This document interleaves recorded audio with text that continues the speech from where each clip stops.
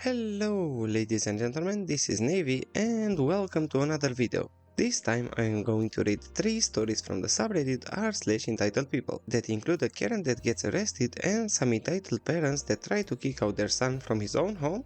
Oh yeah, and do not forget to like, subscribe and comment on what I should post next. That being said, let's not waste any more time and get right into it. First title being Entitled Woman in Walmart. I've read a lot of these but never ended up posting, but this has to be one of the most entitled experiences of my life, so I figured I would share. This happened a few years ago at my first job working as a cashier in Walmart. I, F17 at the time, was going about my job normally, getting people through my cash and trying to get through my shift with my social anxiety. An elderly woman comes through my cash, doesn't say a word through the entire transaction and has a cart absolutely filled with stuff. After everything has been scanned and bagged, she used her card and started putting everything in the cart. It was declined. I told her so and she just stared at me. So I handed her the little receipt slip saying her card was declined. Now, normally people say oops and fix it. No problem. Instead, she just barely looks at the slip and then just walks away with her cart full of stuff. I immediately called for my CSM, put the transaction on hold and started helping the next customer while I waited. CSM arrives and as I'm trying to quietly explain what happened while still tending to customers, a woman maybe in her 30s walks up and starts yelling at me. Straight up yelling at me about how her mother never got her receipt. I was completely rattled, but looked over the exit and saw the older woman standing with her card. I pointed at her and asked if that was her mother. She said yes and started going off on me about her receipt again. When I could finally get a word in, I explained that her mother didn't have a receipt because she hasn't actually paid for her items yet. Her card was declined.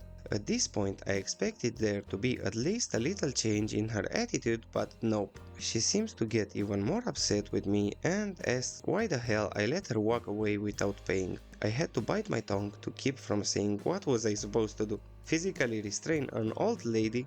My CSM cut in and took the receipt with the transaction on hold and the woman over to customer service to sort things out.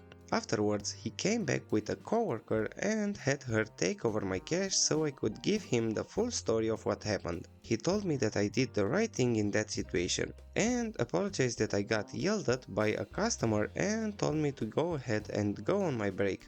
I honestly just couldn't believe that this woman tried to blame me for her mother's card being declined and acting like I was an absolute villain for such a small thing that I could not have controlled. Interesting way to scam a store, isn't it? They for sure tried to do that because why would she come up from behind and just start yelling about the receipt when she supposedly was not there? Maybe next time, Karen. And now to the next story. Karen calls the police on me after she hit my bike and ruins her entire life. I was biking to the store to pick up something for dinner when something hits my bike. I look over in a daze because someone just hit my bike and see a red SUV sitting next to my ruined bike. Then Karen enters the scene. Karen. Oh my god, my car. She turns and looks at me. You hit my car with your bike. How dare you? Ma'am, you hit my bike with your car. I didn't hit your car. I attempt to stand up. I didn't hit your bike. You hit my car. I can very clearly see you hit my bike. You need to pay for the damages for my car. Ma'am, Karen doesn't let me speak and slaps me. Firstly, you hit me while I was on the bike lane. Not only were you driving in the wrong lane, I am injured and I could press charges on you. Karen doesn't listen to me and calls the police. 10 minutes later, the police arrive and take statements from her, then they come over to me. So, what happened? That woman was driving on the bike lane and ran into me. I tried to be polite and she yelled at me and demanded I pay for the damages, then slapped me. Would you like to press charges? I happily said yes. Court was open and closed as she had provided evidence against herself when she said she had a dashcam, showing my case was true. She paid me $30,000 and her husband divorced her as her kid was in the car. She also got 2 years of prison time and her husband got full custody of the child and she can no longer see her son. As for me, I ended up with a broken ankle and a fractured knee. I am doing fine now and I am all healed up. I kinda feel bad. Should I feel bad? Edit. Since some people have been questioning, Karen's husband had called me to apologize and said, "I am so sorry about Karen. We have divorced and I have full custody of our children. I am so sorry about all of this." Or something along those lines. Oh, Karen, how can she be this delusional to hit you, then blame you, then bring evidence to court that she is to blame? Why would she even do that? At least she could have just not bring the recording? That would have helped her. I hope she thinks about what she did. You should in no way, shape or form feel bad. Why would you? You were minding your own business and got hit and then blamed for the hit. Yeah, typical Karen behavior. And now to the last story of the video. Parents threw me out as a child and then expected everything from me when my grandparents died. I was born when my mother and father were only 17. It forced both of my parents to drop out of high school and each get a GED, so they could find work right away. My father especially. He was not happy about this because he had dreams of playing football in college and instead he had to work at a gas station. He said to my face many times that I ruined his dream. My mother hardly raised me at all as she had to work too. They had a cranky old lady next door watch me most of the time. She wasn't so bad. She gave me more attention than my parents did. My father eventually managed to land a better job as a manager due to his experience running the gas station.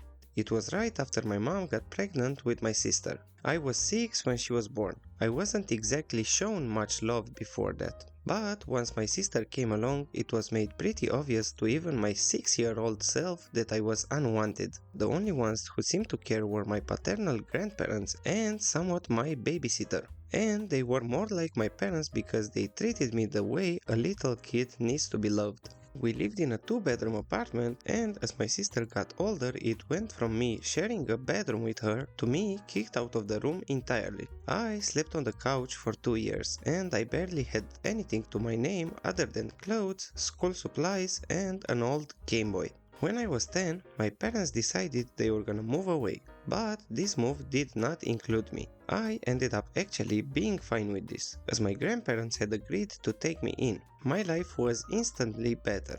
I got my own room again and my grandparents gifted me a brand new N64 in 1996.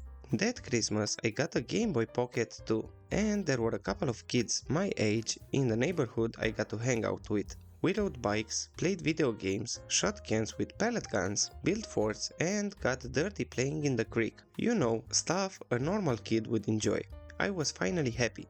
As time went on, I grew up and eventually moved out, but later moved back in to help my grandparents' house as they were getting old and living off their retirement savings. So some rent money from me went a long way in paying the bills. My grandpa was the kind of person who'd wanted to build a bomb shelter during the Cold War, but never got around to it. He wanted to volunteer for the military in the 60s but was turned down due to a medical condition and the fact his eyesight was not great. So he focused on saving whatever he thought he needed. He told me many times it was better to have something and not need it than need it and not have it. Great advice, by the way. Our area suffered from numerous power outages in winter due to heavy winds and storms, so having gasoline and propane for heaters and generators was a must. All these saving habits became my own as time went on, because it was better to need this stuff rarely than not have it at all. Of course there was an HOA bothering us, but that's its own other story. The problem is about 5 years back my grandma died suddenly and my grandpa was heartbroken. He also went about a year and a half later. Pretty much everything they owed was willed to me. Their savings, their house, their vehicles, their stuff, everything. The house was long paid off and grandpa knew how to keep up with its maintenance. In fact, after grandma died he kind of doubled down on renovating the place. He had the roof redone, the house was repainted by us inside and out and we fixed a lot of little things. Grandpa's neighbor George even came by to help redo the plumbing.